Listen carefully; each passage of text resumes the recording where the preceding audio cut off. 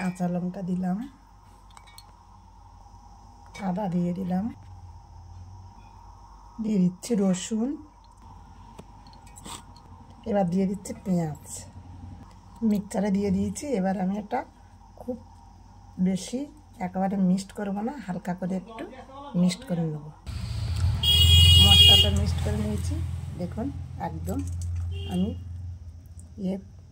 আদা আদা ভাঙা করে নিয়েছি। এবার দেখুন এখানে চিকেনের পিসগুলো আমি বড় বড় করে নিয়েছি, আর মধ্যেখান থেকে ছুরি দিয়ে সব কেটে কেটে দিয়েছি। প্রত্যেকটা মাংস দেখুন আমি কেটে কেটে দিয়েছি। কেটে দিয়েছি কারণ কেটে দেওয়ার ফলে মাংসের মধ্যে মশলাটা খুব ভালোভাবে প্রবেশ করবে। দেখুন সব মাংসগুলোই কিন্তু আমি ছুরি দিয়ে দিয়ে ভালো করে কেটে দিয়েছি।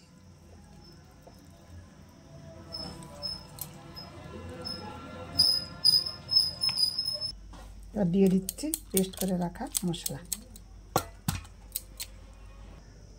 দিয়ে দিচ্ছি সরিষার তেল, পরিমাণ মতো লবণ, পরিমাণ মতো হলুদ গুঁড়ো, দিয়ে দিচ্ছি কাশ্মীরি লঙ্কা গুঁড়ো, দিয়ে দিচ্ছি টক দই। এবার আমি ভালো করে মিশিয়ে নেব। দেখুন সব মশলা দিয়ে আমি মিশিয়ে নিয়েছি, কিন্তু আর দুটো মশলার মধ্যে আমি অ্যাড করবো, সেটা হলো জিরা গুঁড়ো আর হচ্ছে ম্যাগি মশলা। দিয়ে মিশিয়ে আমি রেখে দেবো আধা ঘন্টা। প্রতিদিন একই রকমভাবে মাংস রান্না করতে করতে খেতে আর কিন্তু ভালোই লাগছে না, তাই ছেলেরা বলছে আজকে একটু নতুনভাবে রান্না করতে, তাই রান্নাটা আজকে নতুনভাবেই করব।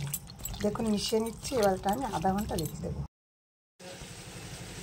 দেখুন আলুগুলো লাল করে ভেজে নিয়েছি লবণ হলুদ দিয়ে। যদিও আলু দেওয়ার ইচ্ছা ছিল না, কিন্তু ছেলেরা আবার আলু ছাড়া পছন্দ করে না, তো অল্প করে একটু আলু ভেজে নিয়েছি। দেখুন মাংসটা আমি পেস্টিং করে রেখে দিয়েছিলাম মশলা দিয়ে একদম আধা ঘন্টা মতো। আধা ঘন্টা পরে আমি আমার কড়াইয়ে তুলে দিয়েছি মাংসগুলো। যে মাংসটা আমি ম্যারিনেট করে রেখেছিলাম সেই মাংসটা আমি কড়াইয়ে তুলে দিয়েছি। আমরা যেভাবে মাছ ভাজি একদম সুন্দর করে আমি সেই মশলা দিয়ে ম্যারিনেট করা মাংসগুলোকে একদম সেম মাছের মতো করে ভেজে নেব।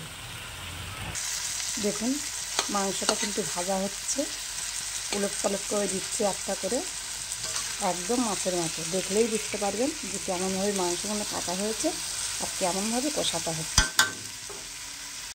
দেখুন মাংসটা কষা হয়ে গেছে। দিয়ে দিচ্ছি এবার আলু।